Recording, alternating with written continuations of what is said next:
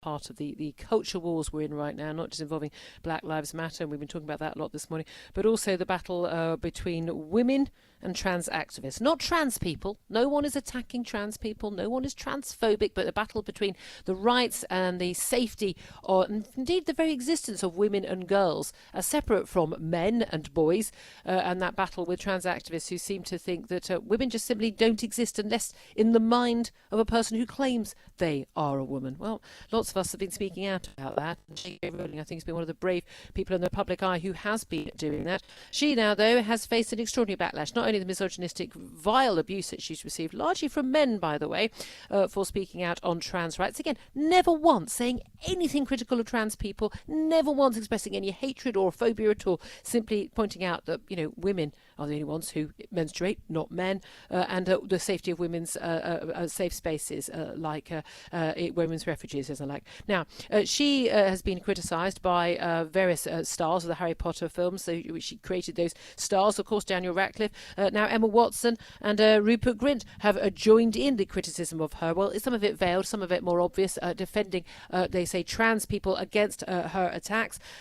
She, however, has had to hit out and say, look, she's a victim of abuse by a former husband, and sexual assault, and that's why she speaks out about women's safety, playing the Victim Olympics, of course. But why should anyone have to justify their belief that women are women and men are men? Let's talk to Stephanie Davies-Arai, who's founder of Transgender Trend. It's an organisation that enables parents of transgender children or children expressing an interest in becoming trans to forum for them to discuss, and is questioning the transition in particular of children. Good morning to you, Stephanie. Good morning.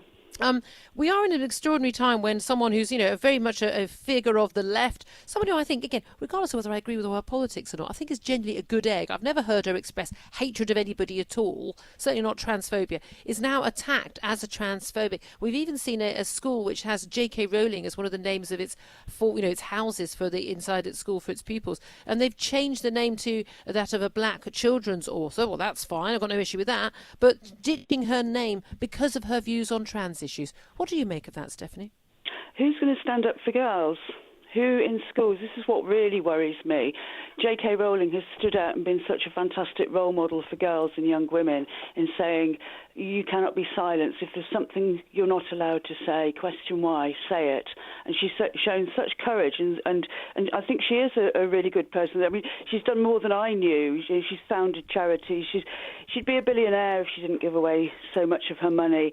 And she struggled. She was a single mother. She's earned her stripes.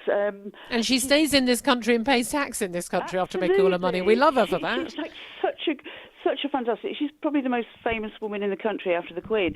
And yet, she is. The reaction to her has been as if she is a bigot, and she's spouting hate. What did she say? Sex is real. Sex matters, and it does. And also questioning whether or not you should say people who menstruate as opposed to women and girls. I think a lot of people are offended by that or think that's ridiculous. That there was a woman, there was a word for that. It was women. Only women menstruate. That is a fact. But Stephanie, I've made this point recently. I've got lots of people being offended by me saying these things. Look, many women don't menstruate. Girls prepubescent or postmenopause don't menstruate. There are a number of other women of biological, fertility age who also don't menstruate. But the point is, you have to have a uterus in order to menstruate, and men don't have uteruses, and even those who transition still don't have uteruses. Therefore, only women menstruate. These are biological facts. Stating those facts is now a hate crime in this country. What do you make of that? Well, JK Rowling also went out of her way to say that she supports trans people and would march with them. But yes, not being allowed to speak the truth about sex. That's no longer allowed. That has huge implications, not on free speech, on our women's rights, because we are protected in law according to our biological sex. We're protected as females. If we're no longer defined as the female sex, we lose those protections in law. You can no longer distinguish between a man and a woman.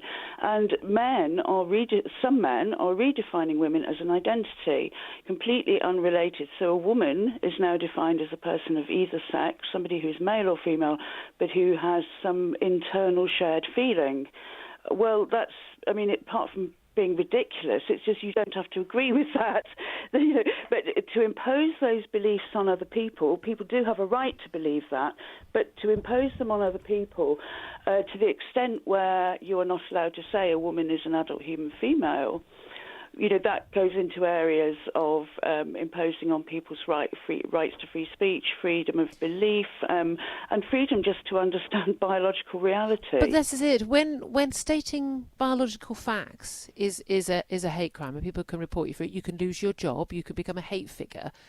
We are in very dangerous territory, aren't we? I mean, people say Orwellian, but it is Orwellian. A woman has lost her job. Maya Forstater lost her job for basically saying sex is real. No, not attacking anyone, not being unpleasant to anyone who was trans, nothing at all. She simply just made some basic, simple statements. Yes. Helen Watts, the Girl Guiding leader, was thrown out of Girl Guides because she was worried about the safeguarding implications of boys being allowed to camp with girls and parents not being told. I mean, for children, it gets really serious when you're not able to distinguish between boys and girls, men and women. Then you can have no sexual boundaries. And that is of course, that is a massive safeguarding no. Not because we're saying trans kids are predators, but because we separate the sexes for a very particular reason, for the privacy and dignity of both sexes. As the mother of a 13-year-old daughter, yes, I can concur with this. Because, Stephanie, yes. For the simple reason that girls can get pregnant.